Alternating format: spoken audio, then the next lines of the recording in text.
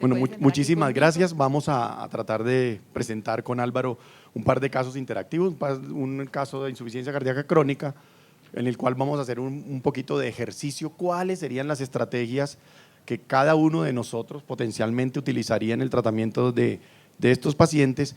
Y sobre todo, conocer cuál es el abordaje práctico que hacemos en la vida real cada uno de nosotros. Este es un paciente de 62 años de edad que tuvo un infarto agudo de miocardio no reperfundido hace 5 años, tenía una lesión completa de la descendente anterior y ya venía con 3 años de evolución de insuficiencia cardíaca congestiva crónica. Llega con 127/89 en el sitio de consulta, él 84 latidos por minuto, pesa 73 kilos y tenía ingurgitación yugular, ritmo de galope por S3, hígado congestivo y edema en miembros inferiores. Le hicieron un BNP con 1343 y trae un ecocardiograma con una fracción de eyección del 32%, mostrando una hipoquinesia severa anteroseptal. Con base en el cuadro clínico y los hallazgos físicos, ¿con qué medicamento inicio para el mejoramiento rápido de sus signos y síntomas? Pues eso lo sabemos claramente y básicamente nuestra guía nos introduce en el manejo de los diuréticos para el manejo práctico de la congestión y la mejoría de los síntomas. ¿Qué ocurre realmente con diuréticos? Es importante conocerlo. No hay ningún beneficio en mortalidad o hospitalización por falla cardíaca, eso es claro, y solo se utiliza para el manejo de sobrecarga de volumen. En la práctica clínica sabemos que ocurren otras cosas muy diferentes.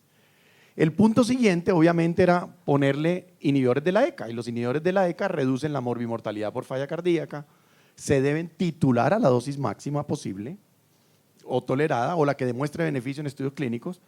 También son recomendados en pacientes con disfunción ventricular izquierda, eso tenemos que enseñarlo en la práctica general. Muchos en la consulta general se suspende el medicamento porque le dicen al paciente que tú no eres hipertenso, entonces ¿para qué toma de eso?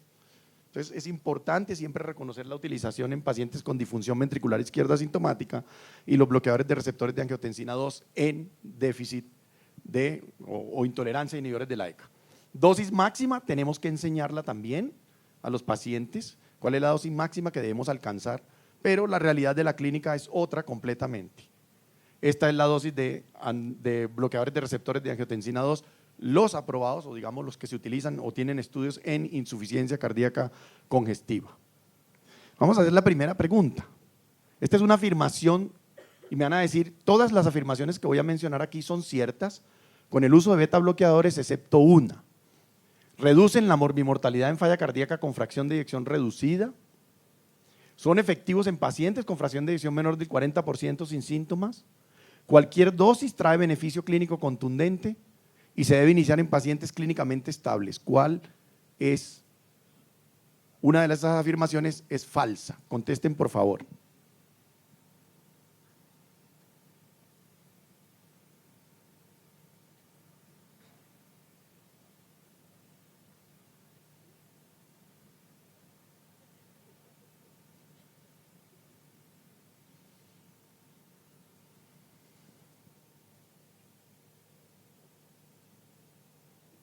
Somos más de 24. Faltan… Si faltan personas por votar o por el dispositivo de televoto. Sí, faltan creo que de gente del lado de allá. ¿Quiénes faltan por un montón? Bueno, sí, sí éramos. Bueno, si quieres van a ir repartiendo y vamos a mirar qué… Sí, el abstencionismo solo en la política.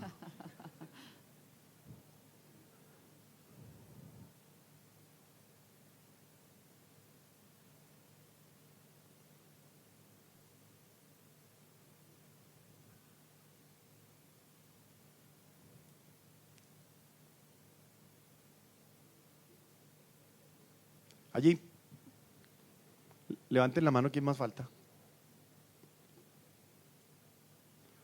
Recibiendo y votando.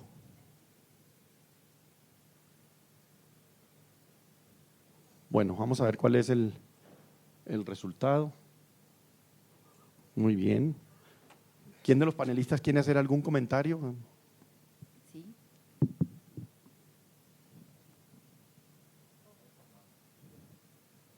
Lo que se nos ha enseñado es de que el uso de los betabloqueantes son efectivos a las dosis que demostraron los estudios clínicos. bisoprolol, metoprolol son dosis altas. Bueno, las dosis de titulación que uno busca finales.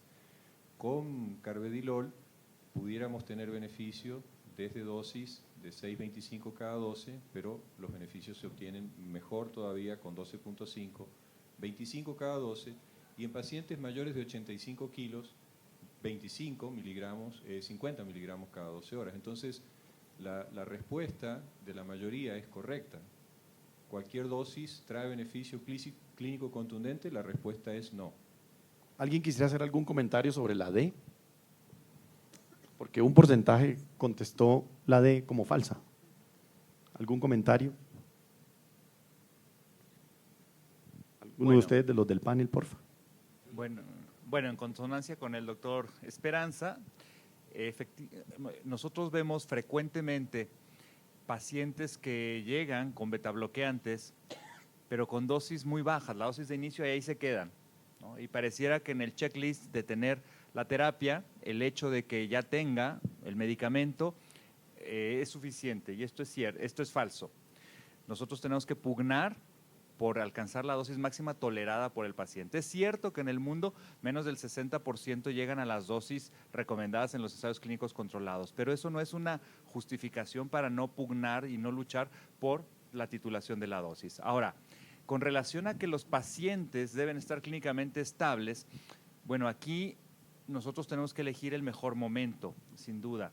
Es indudable que en un paciente en choque cardiogénico, un paciente en un estado de deterioro hemodinámico de bajo gasto importante, pues no sería el momento para iniciar el medicamento. Sin embargo, si el paciente es naive al tratamiento y estamos ante un evento de descompensación aguda, en la transición de la gravedad hacia la prealta, ahí sí que es un momento idóneo para empezar, incluso dentro del hospital, porque está más vigilado, empezar el fármaco a dosis baja, ¿sí?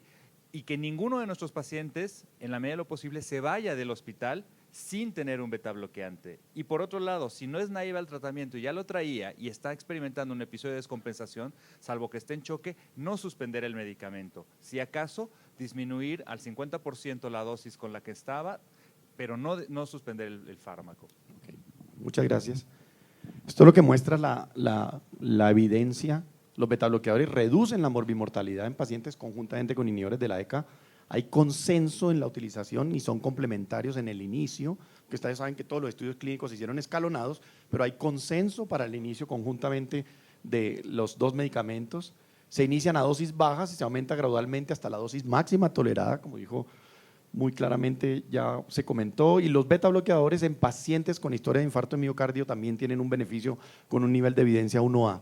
Siempre alcanzar la dosis objetivo, siempre. Si bien es cierto, empieza a verse beneficio con dosis bajas, la dosis objetivo es fundamental porque incluso entre dosis hay diferencia en reducción de mortalidad.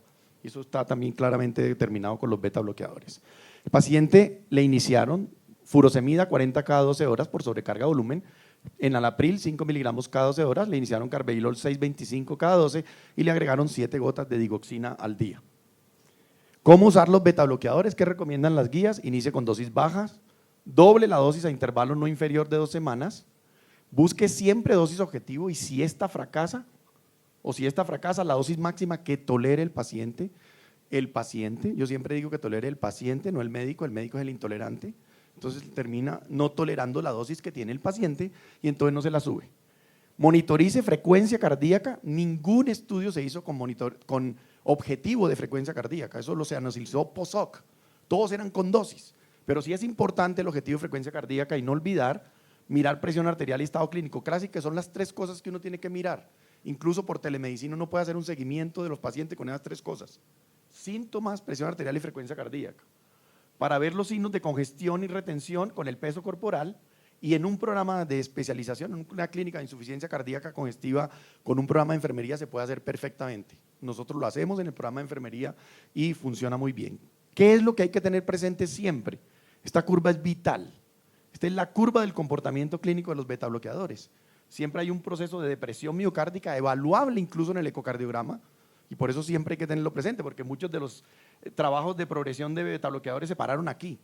Apenas veían que caía la fracción de eyección en el eco, no le seguían poniendo y resulta que lo que ocurre es que va haciendo esta curva. Aquí vemos el efecto celular, el efecto hemodinámico de los betabloqueadores y posteriormente vemos el efecto celular, o sea, realmente el efecto benéfico. Y cualquier descompensación aquí, cualquiera, no es explicable por los betabloqueadores. Y por eso es muy importante saberlo, porque también le echan la culpa a los betabloqueadores después de que el paciente arranca este vuelo. Ya no es los betabloqueadores el culpable, que muchas veces también lo quitan. Entonces es importante conocer esto. Esta es una curva muy vieja que la conocemos, que además nos trajo muchos problemas, porque cuando nos enseñaron nos decían, uy, no le baje la frecuencia cardíaca, que eso es la que lo tiene vivo. El fenómeno de Bowditch, bien conocido en fisiología, pero en el corazón disfuncional es al revés, por eso se llama Bowditch inverso o relación fuerza-frecuencia inversa. Al reducir la frecuencia cardíaca se mejora la contractilidad casi tan buena como la que puede tener un corazón que está funcionando adecuadamente. Por eso la frecuencia cardíaca retoma un papel fundamental en la insuficiencia cardíaca con función sistólica deprimida. ¿Cuáles son las 4 cosas que se deben mirar con betabloqueadores? Empeoramiento de signos y síntomas, mirar frecuencia baja sintomática, ver presión arterial baja sintomática o asintomática y la hipotensión obviamente sintomática. Al paciente, 4 semanas después, fue a la evaluación clínica, tenía una presión arterial de 88/57, 48 latidos por minuto, clase funcional 2, síntomas de mareo frecuente y una sensación de casi pérdida de conciencia. Con la situación clínica actual del paciente, ¿ustedes qué harían? Le adicionan espironolactona, evalúan el electrocardiograma y si el QRS es más de 120 lo resincronizan y le ponen un CDI, le suspenden la digital o disminuyen la dosis de carvedilol a la dosis anterior. Contesten por favor. Ya pueden votar.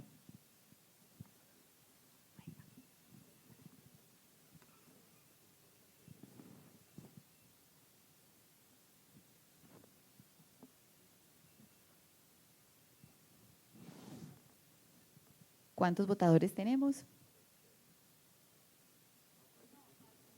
Sí, ok, perfecto. Un mensaje parroquial, no se les vaya a olvidar en el bolsillo ninguno de los votadores, no sirve para el televisor, no sirve para abrir la puerta eléctrica y tampoco sirve para desaparecer la mujer. Pero a nosotros nos sirven muchos para fines educativos.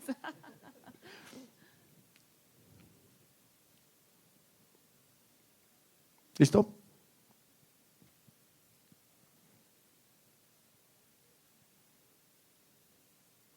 What happened? ¿Qué pasaría?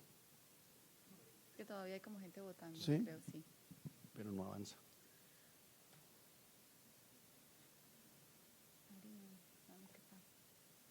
Ya, muy bien. Tenemos unas Estuvo opiniones divididas. Interesante. Bueno, me gustaría oír la opinión de los compañeros del panel, a ver qué opinan. ¿Alguno de ustedes quiere hacer algún comentario?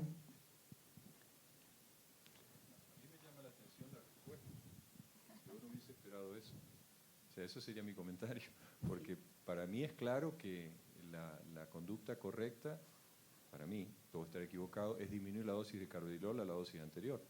O sea, el paciente está hipotenso, está bradicárdico, o sea, ¿qué otra cosa voy a hacer? No le voy a agregar diurético, no voy a pensar en ese momento en ponerle un resincro, el paciente tiene que estar estable.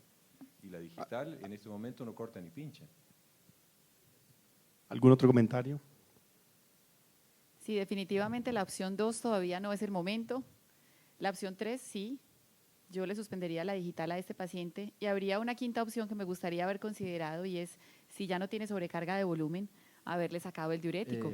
Exacto. Porque es una de las causas de hipotensión en estos Aún pacientes. estaba en sobrecarga de volumen, vieron ahí. Y la otra cosa importante es que hizo una hipotensión asociada a bradicardia severa.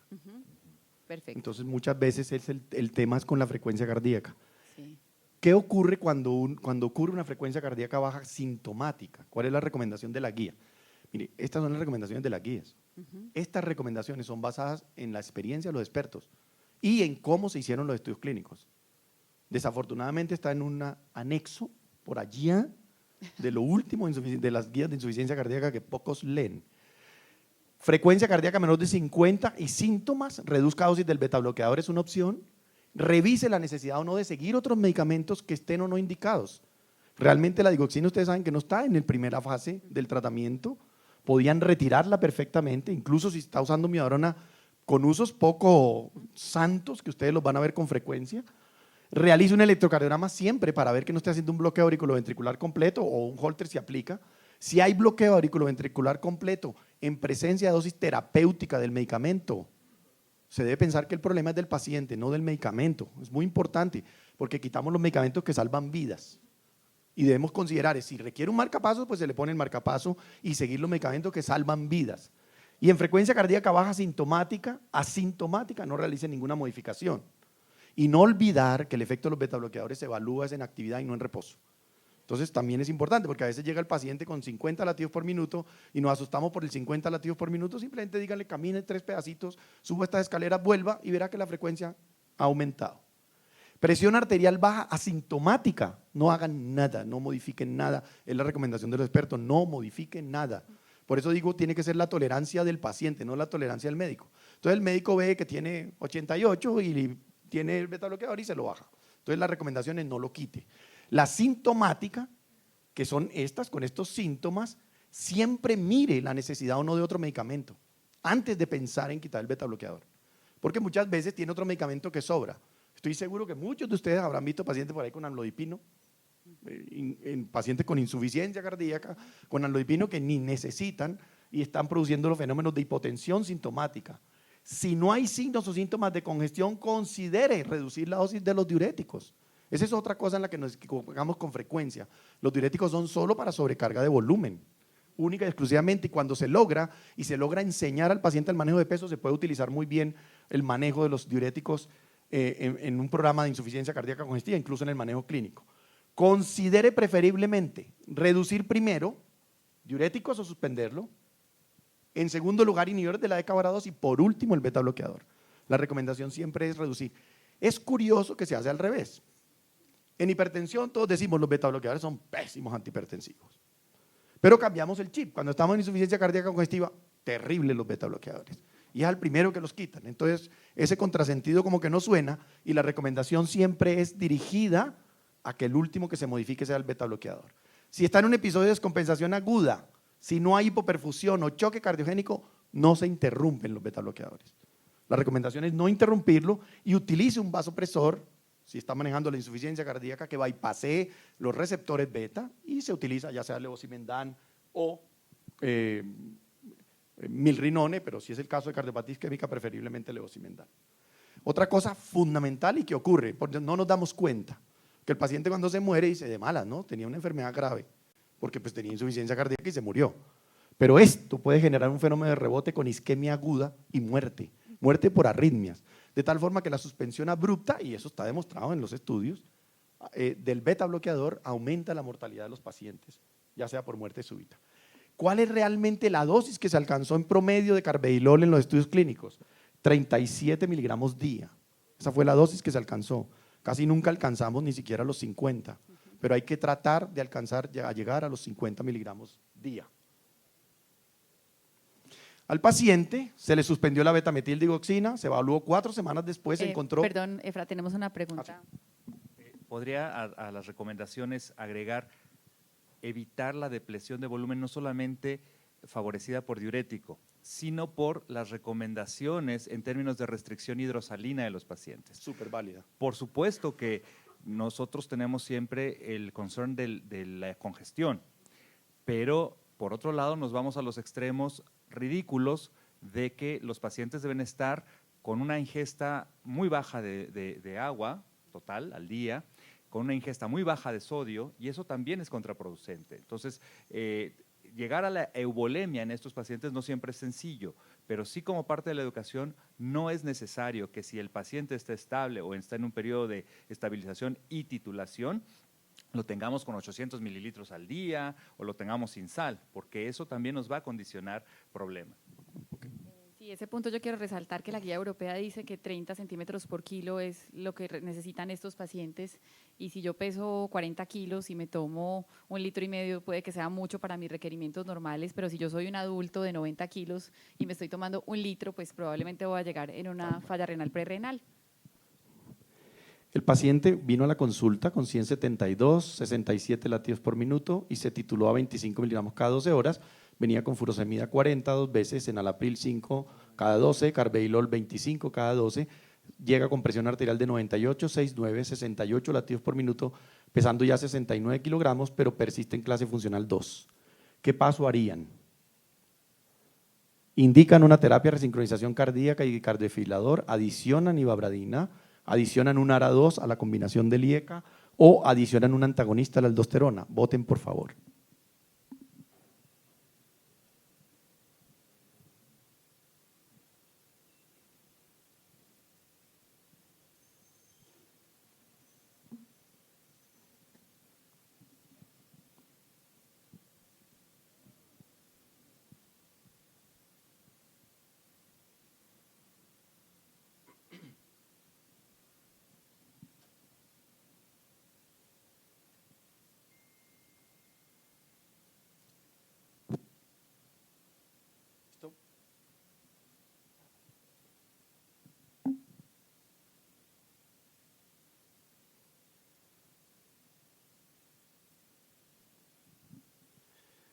Muy bien, adicionan un antagonista de la aldosterona, la mayoría. ¿Algún comentario del...?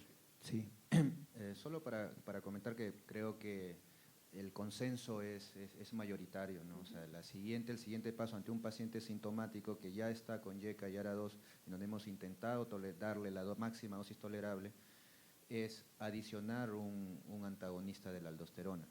Solamente tener en cuenta de que para llegar a esta decisión siempre va a ser importante pedir una función renal del paciente, su urea, creatinina y electrolitos para ver cómo está el potasio, porque puede convertirse en una contraindicación importante, ¿no? Y según eso ver la dosis que damos, ¿no? Muy bien. Esta es la recomendación en pacientes sintomáticos a pesar de inhibidores de la ECA beta bloqueadores, fracción de eyección menor del 35, reducen la mortalidad y hospitalización por insuficiencia cardíaca congestiva. La dosis objetivo es hasta 50 miligramos. La mayoría de los pacientes realmente están en la dosis de 25 en ambos grupos. Con espironolactona incluso se puede dar dosis inferiores en algunos pacientes. Hay que ser consecuente con la utilización de antagonistas de la aldosterona. Si ustedes miran las diferencias geográficas que apareció en el Paradigm, hubo grandísimas diferencias. En los países más desarrollados había menos uso de espironolactona. Y en países menos desarrollados, como los nuestros, había más uso de espironolactona. Es un medicamento con una reducción dramática de la mortalidad, ustedes saben, 30% de reducción de mortalidad, 35% de rehospitalizaciones y 48% de riesgo de muerte súbita, de tal forma que estamos ante un medicamento muy bueno. La dosis promedio de los estudios clínicos fue 26 miligramos una vez al día, o sea, más o menos la que se utiliza en la práctica clínica general. ¿Cuáles serían las precauciones para el uso de antagonistas de la aldosterona? Ya habían comentado algo, siempre mirar que el potasio no esté por encima de 5, que no haya una disfunción renal con una tasa de filtración, y trabajemos siempre con tasa de filtración. Es muy importante calcular con tasa de filtración lo que vamos a hacer, por debajo de 30 mililitros minuto, puede que con eplerenone sea un poco menos. Vigilar interacciones farmacológicas, los inhibidores de la ECA y los ARA2 potencian el aumento del potasio en la utilización de antagonistas de aldosterona. Ojo con antiinflamatorios no esteroideos que de hecho están contraindicados en insuficiencia cardíaca, pero bueno, hay que verlo porque muchos pacientes incluso se los dan, o algunos medicamentos o sustitutos de sal en estos pacientes. ¿Cómo usarlo? Siempre evalúen la función renal y los electrolitos antes de empezar. Iniciar con dosis bajas, titule cada 4 a 8 semanas, evalúe función renal y electrolitos, ya lo había el doctor Esperanza comentado ayer, electrolitos a la primera y cuarta semana del inicio, porque la respuesta de hipercalemia casi siempre es temprana. Si lo vamos a ver y ya después alcanza un estado estable en el cual es menos frecuente que ocurra, excepto en estados de descompensación o condiciones comórbidas que lo empeoren, diarrea, vómito, cuadro febril, infeccioso, etc. Si el potasio aumenta por encima de 5.5 o la creatinina cae por debajo de 30, suspenda la dosis y monitorice la química sanguínea y busque una causa de daño renal, porque esto no es realmente nefrotóxico, como todo el mundo piensa. El problema es cuando el paciente tiene enfermedad renal, produce hipercalemia. Entonces, más, digamos, el problema que tiene los antagonistas de aldosterona. Si el potasio aumenta por encima de 6 y la creatinina, pues la tasa baja por debajo de 20, suspende inmediatamente y envía a un especialista para evaluación de cuál es la condición que está generando ese problema. El paciente se le agregó espironolactona, furosemida, enalapril, carvedilol, espironolactona, se evaluó 4 semanas después y se encontró 96.65 68 latidos por minuto, pesando 66 kilos, pero persiste aún en clase funcional con un electrocardiograma con bloqueo completo de rama izquierda. ¿Cuál paso seguiría? De acuerdo a este paciente, le adicionamos un CDI, le damos ivabradina, le adicionamos sacubitril o valsartán, o todas las anteriores podrían ser. Contesten, por favor. El QRS era 120. Más de 120. Más de 120. Más o menos. ¿Cuánto estaba la frecuencia cardíaca? 6.8. 6. Cambiar, reemplazar. Ajá.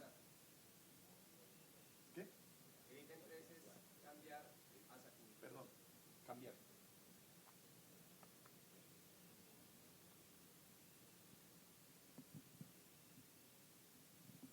En esta tercera es cambiar a sacubitril o valsartán.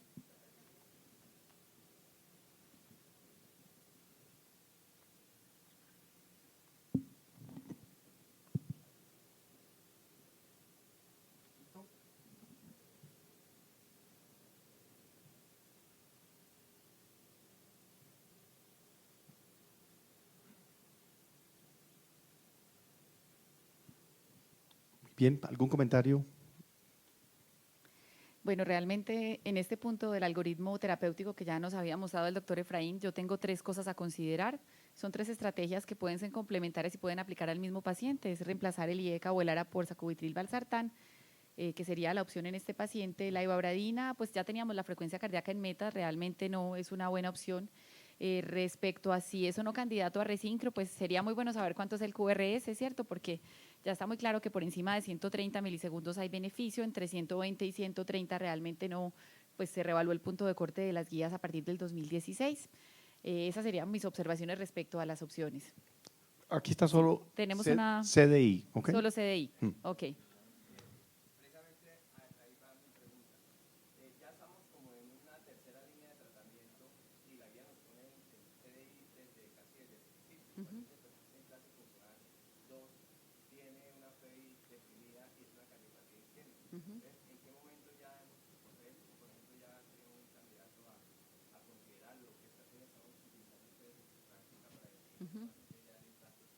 Sí.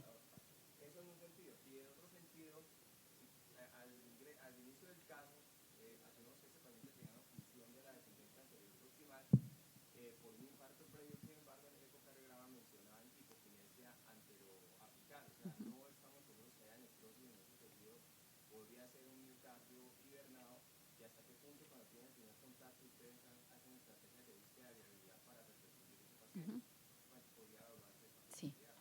Sí, realmente lo que la guía dice es, si usted piensa que el paciente es candidato a revascularizarse, búsquele si tiene isquemia, ¿cierto? Esa sería la recomendación.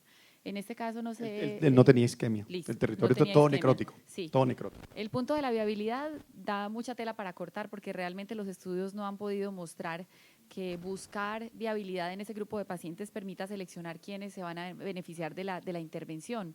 Esa sería mi visión respecto al desfibrilador. Yo creo que el escenario se ha complicado un poco más después de que apareció el estudio Danish, donde se cuestiona mucho si hay un beneficio o no en la mortalidad general en los pacientes que son de origen no isquémico. En los no isquémicos yo creo que vamos a evolucionar a buscar una herramienta que nos permita perfeccionar quién es el candidato a desfibrilador, porque tenemos que recordar que los no isquémicos son un gran grupo de pacientes y no es igual morirse el riesgo de morirse súbitamente si yo soy chagásico, así soy no compacto, así soy hipertensivo, ¿cierto? Son diferentes grupos de pacientes. Ahora, con los isquémicos como este paciente sí es claro que hay un beneficio, que el riesgo es alto. Mi visión personal es yo agotaría las opciones farmacológicas antes de considerar el siguiente paso. Entonces lo cambiaría a sacubitril valsartán, lo reevaluaría, si persiste la indicación, consideraría el CDI. Sí. No. Yo haría secuencialmente primero la estrategia farmacológica y después lo evaluaría. ¿Qué dice la guía? Si ustedes observan, la guía recomienda, si el paciente persiste con fracción de eyección disminuida, considerar la terapia durante todo el seguimiento. Ustedes lo pueden colocar aquí. Generalmente hay que esperar el tiempo del posinfarto. Se llevaba 3 años. 3 años. O sea, era una falla cardíaca crónica. Esta no fue posinfarto y desafortunadamente nunca se le puso. Y la estrategia es por lo menos los 3 meses de tratamiento óptimo, a ver si mejora la fracción de eyección, etcétera. Y exactamente. Y la otra estrategia, que era ivabradina, que está aquí, pues no aplicaba porque nuestro paciente tiene 68 latidos por minuto, como comentó Clarita, tampoco aplicaba en ese paciente realmente la utilización de la ivabradina y quedaría considerar el uso de sacubitril o valsartán y evaluar la necesidad de terapia de resincronización cardíaca, obviamente evaluando adecuadamente un verdadero QRS, siempre a propósito coloqué ese valor, pero tenía 150 milisegundos. ¿Okay? Doctor, y nada más quería un comentario con respecto a la pregunta, y es que realmente no está en las guías, no es el caso, porque el paciente, ya el doctor dice que ya hay datos de asinesia, o sea, no hay recuperable, pero probablemente estamos en un momento en la parte de imagenología cardiovascular, el uso de la resonancia magnética para estratificar cuáles son estas zonas que se pueden recuperar, porque realmente este paciente si es isquémico y se puede recuperar con una revascularización temprana, recupera la función ventricular y sumado a eso la calidad de vida y la clase funcional. Pero yo creo que eso probablemente vaya a ser el punto de corte más adelante con el uso de la resonancia magnética, aunque encarece un poco la estratificación de la reversibilidad, creo que va a ser un punto clave, inclusive para el momento de en qué punto se va a colocar el cable del resincronizador. Que ya hay estudios que están saliendo que la resonancia magnética serviría mucho de guía para la colocación del cable y la estimulación en la zona que está viable. Yo complementaría en relación a la utilidad que va a tener, que tiene ya y que va a tener en el futuro más la resonancia, es este tema de determinar fibrosis, ¿no? La fibrosis sí exacto, va a ayudar mucho en lo que puede ser la probabilidad de muerte súbita. Ahora, yo pondría una pregunta más al panel en cuanto a la característica isquémica del paciente, es que si ustedes piden de rutina o de qué manera les puede servir el Holter. En los pacientes isquémicos, definitivamente es muy claro que tienen un alto riesgo de morirse súbitamente. Definitivamente. Independiente del hallazgo del Sí, Holter. independiente de lo que te encuentres, puede que se lo hagas y no tenga ninguna arritmia y eso no nos permite predecir quién se va a morir o no súbitamente. En los no isquémicos, ahí sí, esta ya es nuestra visión personal. Nosotros siempre tratando de ver quién es el que tiene más riesgo, nos apoyamos en otras alternativas, como la resonancia buscando fibrosis y el Holter buscando arritmias ventriculares. Pero esa es nuestra visión como grupo. Un poco en términos de la importancia de la revascularización en el paciente isquémico. Evidentemente ha habido controversias, particularmente después de los resultados de Stitch y del subestudio de viabilidad, pero debemos reconocer que este es un ensayo con múltiples problemas metodológicos y que la búsqueda de viabilidad a través del talio que se utilizó en Stitch no es la mejor alternativa. Hoy tenemos otras herramientas, tenemos la cardioresonancia, tenemos la tomografía por emisión de positrones, que claro es costosa, no siempre está a nuestra disposición, pero es mucho más precisa. Tenemos también la ecocardiografía de estrés, que es una situación que se está utilizando a menor costo y que es una guía útil. Y lo que nosotros siempre hacemos es, en pacientes isquémicos, buscar intencionadamente, siempre, y entiendo que en este caso se hizo y no se encontró, isquemia y o viabilidad en pacientes ya con infarto previo. Y si esto es positivo, entonces siempre pugnamos, aún en contra de Stitch, siempre pugnamos por ir a la causa del problema, que es los procedimientos de revascularización, ya sea percutánea o ya sea quirúrgica. Aunque no está…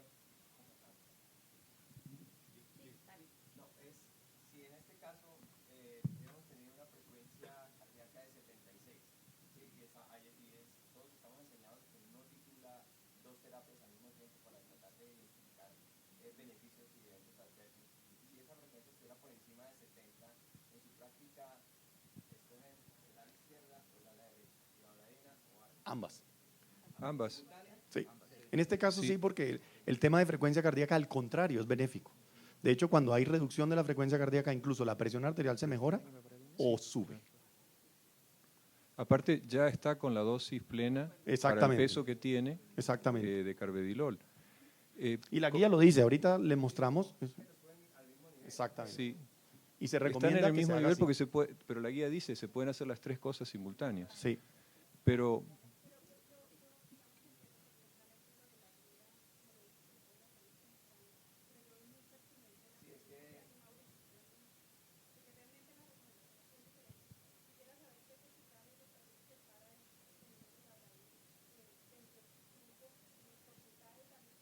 Acuerdo.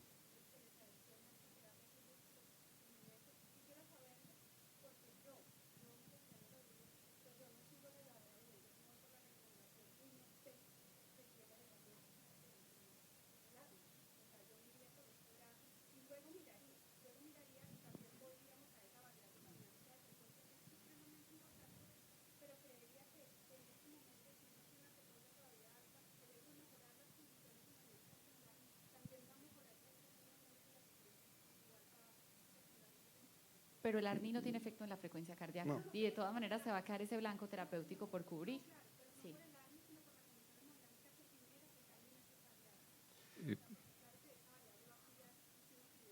Podrían, o sea, podrían. Si lo haces bajo la estrategia escalonada, aquí dicen podrían combinarse. sí. Podrían combinarse porque este no tiene ningún efecto realmente en la presión arterial, por lo menos a bajarla. Y Puede hay mejorar. Aparte, la ivabradine va a obtener una respuesta rápida al efecto de bajar frecuencia. No tiene que esperar 6 meses para obtener beneficio. O sea, nos parece Exactamente. razonable iniciar el ARNI, que tiene indicación. Si tuviera la frecuencia, como dice él, iniciaría de manera simultánea la ivabradina porque obtiene beneficio paralelo.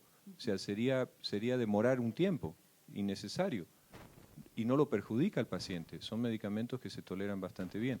Lo que yo quería decir es que cuando se dan las 4 propuestas y la lógica era hacer el cambio, recordar que, porque no está escrito ahí, suspender el enalapril. ¿Cuánto tiempo? Entonces, eso lo vas a mencionar. Despacito, voy para allá. Un comentario. Yo me adhiero a Juliana porque, pues, de todas formas, los efectos en los medicamentos, en los resultados de los estudios son totalmente diferentes. Uno influye en mortalidad y el otro influye en disminución de la hospitalización. Cuando Y mortalidad. Se dice que, Y mortalidad. y mortalidad, sí, pero cuando se dice que podrían ser combinados, no dice que empiécelos todos al tiempo. Entonces uno sí puede cambiar al ARNI y a las 2 semanas empezarle ivabradina si sigue la frecuencia fuera de metas. Sí. No hay Perdón. ningún estudio que diga lo contrario. O sea, esto es recomendación de los expertos Y a usarlo así. Y en SHIFT, los que obtuvieron beneficio de mortalidad, 75 latidos Para arriba, exacto. O sea, él mencionó una frecuencia arriba. Sí, lo de que pasa es eso. que tomaron 70, pero todos los que tenían por encima de 75 tuvieron reducción de mortalidad. Pero yo sí creo que el mensaje clave es no te quedes toda la vida en ese algoritmo, cada 6 meses le subes una cosa, Sí. le pones otra, es rápidamente llévalo a toda la terapia farmacológica recomendada por las guías. Esta es la dosis. La dosis del estudio clínico, ustedes recuerdan que empezó con 100 y terminó en 202 veces al día, pero hay tabletas de 50 miligramos, que es básicamente la suma de las 2 moléculas, de los miligramos de cada molécula, para volverlo más práctico, porque si no se le vuelve uno engorroso a perderse el 24 más 26, etcétera. En la presentación del entresto, al paciente se le suspendió el enalapril y se le inició sacubitril o valsartán 50 miligramos y regresó al control 4 semanas después, con 85, 60, 62 latidos por minuto en clase 1, con sensación de mareo al cambio de posición. ¿Cuál sería el paso a seguir con este paciente? Disminuir la dosis del betabloqueador a la dosis mínima, ¿cuál no hacer? Reducir la dosis de otros antihipertensivos, retirarlos si no son necesarios, aumentar líquidos orales antes de modificar dosis y evaluar sobrediuresis y corregirla. Efraín, me perdí. Está en clase 1. ¿Podés volver al anterior? Porque yo me perdí. Ahí dice que le Calma, pusieron el calma. resincro. Sí. Claro, pero no sabíamos que le habían puesto el resincro. No, Sí. pero, no. O ustedes… Me tocó votar para devolverme. Ya me dijeron, ya me dijeron que no me puedo volver. bueno, está bien. Pero ahí sí me la pusieron más difícil.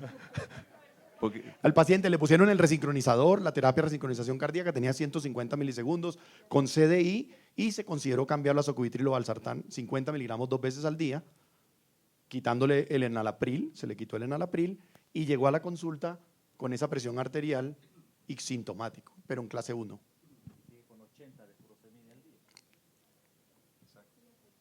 así tal cual. Contesten, por favor. Disminuyen la dosis del betabloqueador, reducen la dosis de otro antihipertensivo, lo retiran, aumentan los líquidos solares antes de modificar la dosis o evalúan sobrediuresis y la corrigen. ¿Cuál es falsa de ahí? ¿Cuál no hacen? ¿Cuál no hacen? ¿Cuál no hacen? Yo creo que el doctor Efraín era Pueden votar otra vez. el típico profesor que nos ponía las cáscaras en las preguntas en la universidad. Es que para ponerles a hacer el ejercicio mental. Las teorías modernas educativas dicen que Que uno no se debe hacer esa una pregunta pregunta. para ver si el estudiante sabe leer, sino si entendió el concepto. No, se los digo, ¿sabe por qué? Porque es que muchas de las cosas que están ahí se hacen, pero hay una que hacen más frecuente que no se debe hacer. Y por eso a propósito la hice. ¿Ya? ¿Qué no deben hacer de lo que está ahí? ¿Listo? ¿Cuánto vamos?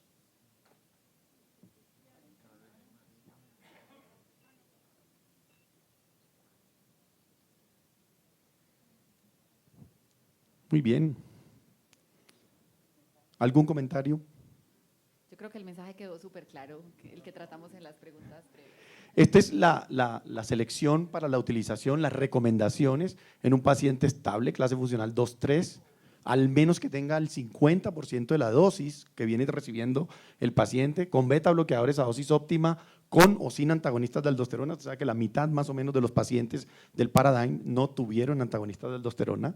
Presión arterial sistólica por encima de 95, potasio por debajo de 5.2 y tasa de filtración por encima de 30, que no tenga historia de angioedema o ya sea IECAS o a bloqueadores de receptores de angiotensina 2. Siempre es supremamente importante el retirar 36 horas antes el inhibidor de la ECA. ¿Por qué? Porque se puede montar con el efecto del neprilicin y puede generar angioedema en el paciente. Entonces la recomendación por seguridad es 36 horas de retiro del IECA. Si es un ARA2 el que traía, no tiene ningún problema en iniciarlo. El seguimiento se hace mirando presión arterial, sobre todo hipotensión sintomática, ver la caída o no de la tasa de filtración glomerular de más del 30% de la que tenga, un potasio por encima de 5.5, la presencia o no de angioedema que se debe interrogar en cada visita y si el paciente tolera ir aumentando la dosis. Hay varias recomendaciones, esta es del doctor Milton Packard, que fue uno de los investigadores del Paradigm, que si el paciente viene en dosis bajas de inhibidor de la ECA, inicie dosis bajas de los 3 y titule primero el sacubitril o valsartán, dice él, después el beta bloqueador y después a la dosis objetiva antagonista de aldosterona. Nuestro paciente tenía dosis óptima de beta bloqueador, o sea que ahí no había un problema importante y se podría iniciar a titular el sacubitril o valsartán. Al paciente Ahora, se le suspendió la furosemida. Tiene 5 cada 12. Tenía nuestro 5 cada paciente, 12. no 10 cada 12. Exactamente. Pero la dosis que llegaron al estudio clínico fue 18 miligramos. La mayoría de los estudios juntos es 16 miligramos. A lo que voy es que sí está muy bien que este paciente, al tener esa dosis, empecemos bajito. Exacto. Al paciente se le suspendió la furosemida de hace rato. Estaba con una dosis alta de furosemida, le aumentaron los líquidos orales y se vigiló las modificaciones de acuerdo al peso corporal. Se le recomendó cómo debía tomar los líquidos en una clínica de insuficiencia cardíaca. 2 semanas después está en clase 1, presión arterial 102/72, 67 latidos por minuto. Esta es la dosis promedio de los inhibidores de la ECA en todos los estudios clínicos alcanzados, 16.6 la máxima, y la del Paradigm fue 375, bastante buena, que la dosis era casi a 400 miligramos. O sea, si uno mira en la realidad, es muy importante. Si el paciente va a la dosis de 50 miligramos cada 12 horas, está en clase 1, ¿usted consideraría seguir aumentando la dosis? ¿Sí o no? Contesten, por favor.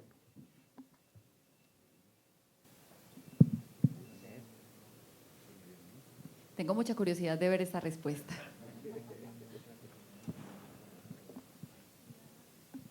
Me too.